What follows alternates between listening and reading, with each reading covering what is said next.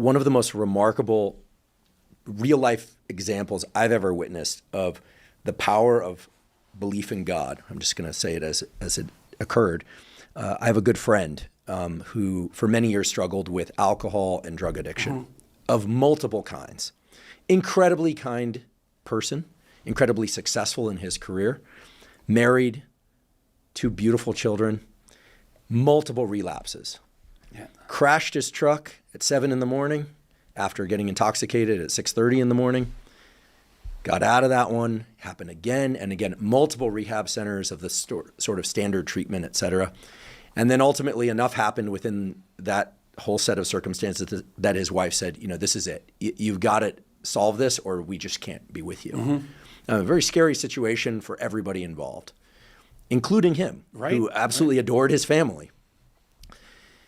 He told us, his friends, that he was going to go to a center here in Los Angeles that treats addiction with essentially religion, a belief in God. He was already fairly religious. Most Sundays he attended church and things of that sort. And you can imagine we all thought, including myself, like, okay, dude, like, good luck. Yeah. Right. I hope this works, but like, I would say 0 - 1 confidence in his ability to get and stay sober. He just had not succeeded prior to this. He's been sober more than 4 years now. He got out of there and never looked back. And I wonder now whether something must have changed in his brain by adopting what was essentially a different incentive structure. Right, different incentive structure, but fear wasn't doing it before. Fear of extreme consequences, which were on the table at that time when he went in, weren't enough.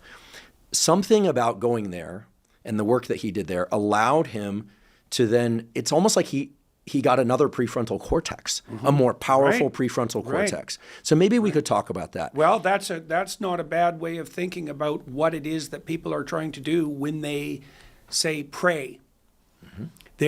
So you can invite in spirits to possess you. That's a good way of thinking about it. I know that's odd terminology, but that's what you do when you dwell on your rage. Right. Now imagine that you're doing that in the most positive possible direction. So what you're doing is you're generating a hypothesis about the mode of conduct and perception that would best typify you if you were ideal.